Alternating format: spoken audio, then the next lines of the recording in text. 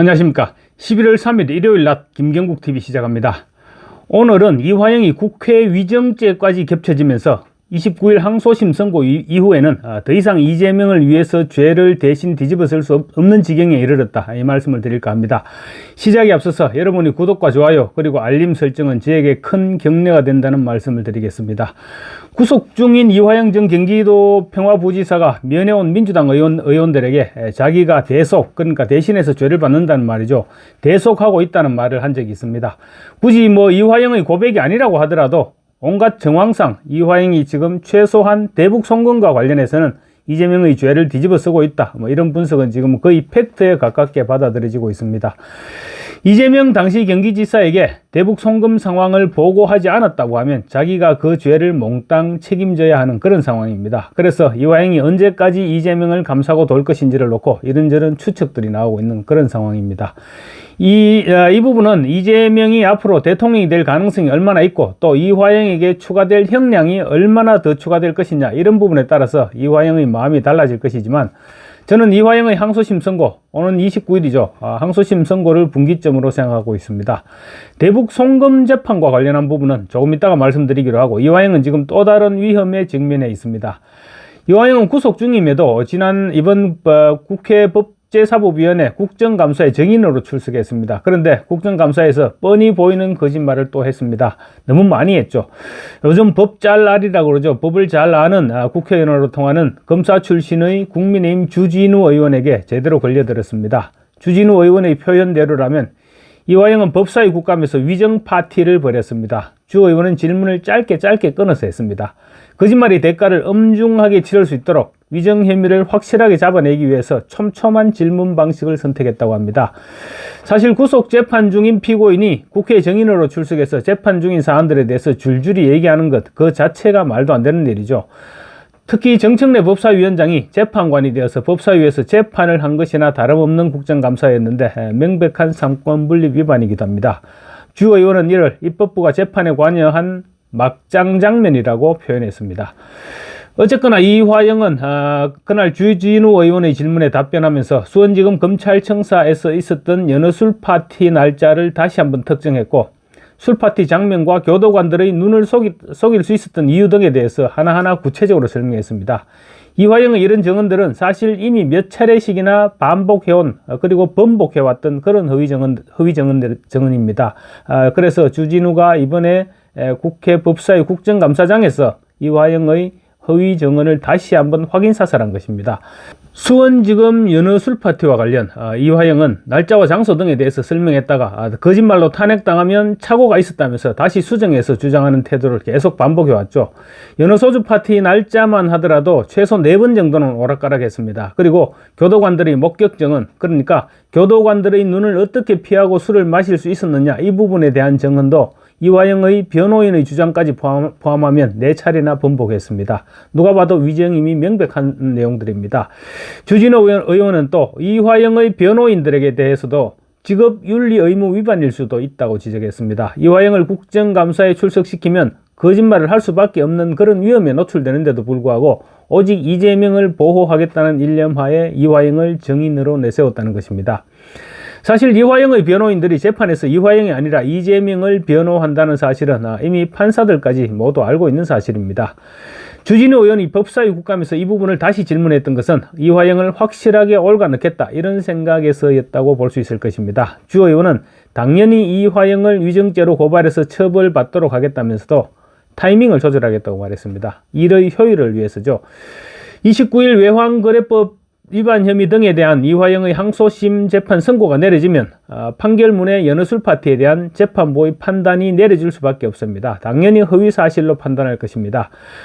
또 재판부가 그런 판단을 하기 위해서 이화영의 위정 부분들이 판결문에 담길 수밖에 없고, 그러면 위정 내용이 확실하고 명확해진다는 것이죠. 그때 위정 혐의로 고발을 하면 민주당도 할 말이 없어지게 되고 또 재판 과정도 아주 간단해지게 되는 것입니다. 주진우 의원은 이화영 피고인 같은 경우는 항소심에서 중형이 선고될 것이고, 만약에 지금이라도 진실을 털어놓지 않는다면 그것에 덧붙여서 위정죄도 더 세게 처벌받게 될 것이라는 점을 분명히 경고한다고 말했습니다.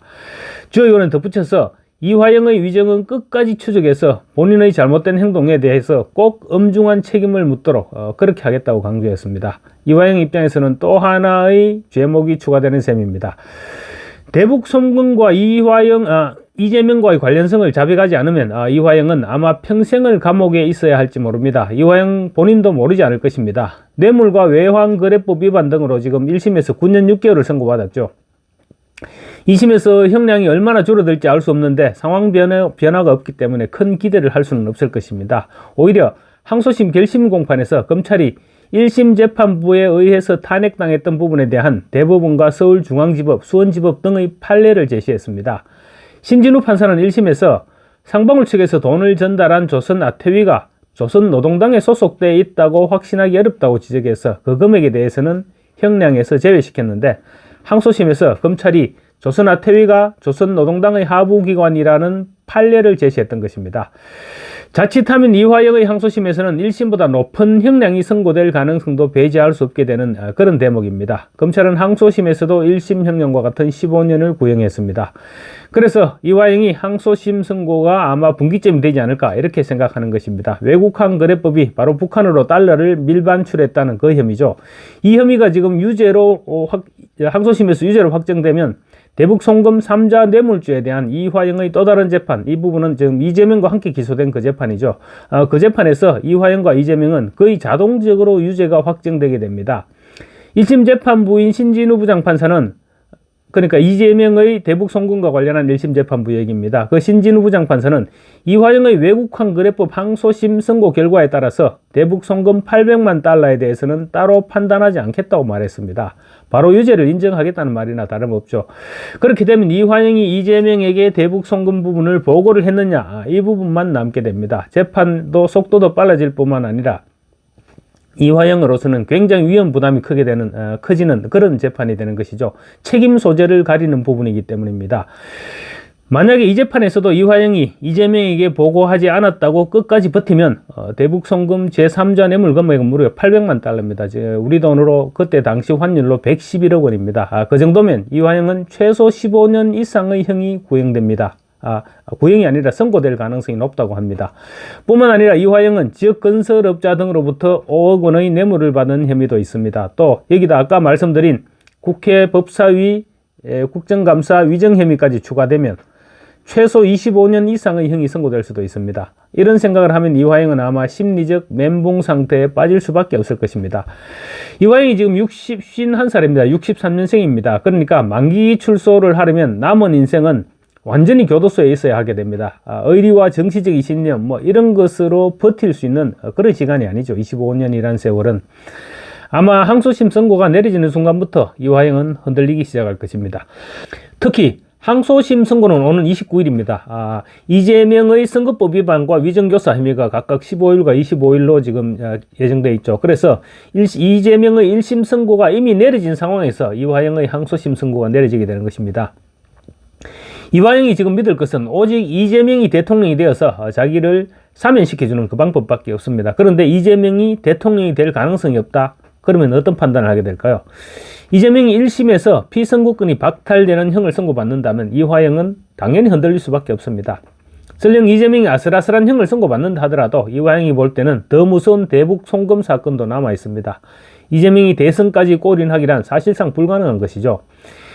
그래서 이화영이 더 이상은 내가 입을 닫고 있는다고 이재명을 보호할 수 있는 수준은 아니다, 이런 판단이 서게 되면 자기 형량을 줄이기 위해서라도 이재명을 거론하지 않을 수 없을 것입니다.